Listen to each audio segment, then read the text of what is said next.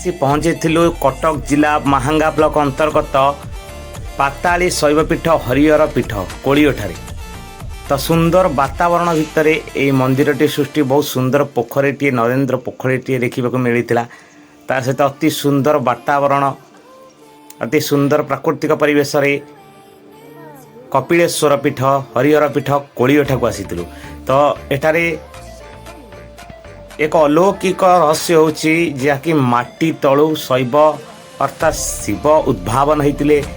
ତାଙ୍କ ଦେହରେ ଲଙ୍ଗଳ ବାଜିଥିବାରୁ ଏବେ ବି ସୁଦ୍ଧା ତାଙ୍କ ମୁଣ୍ଡରେ କ୍ଷତ ଚିହ୍ନ ଅଛି। ଇଏ ହେଉଛି ସେହି ପାତାଳି ଶୈବପୀଠ ଯେଉଁଠିକି ଭକ୍ତମାନେ ମାନସିକ କଲେ ଅନେକ ଫଳ ପାଇଥାନ୍ତି। ସାମ୍ନାରେ ଥିଲେ ହରି ଏବଂ ସାମ୍ନାରେ ହର ଥିବାରୁ ହରିହର ପୀଠ ନାମରେ ମଧ୍ୟ ଏହା ପରିଚିତ।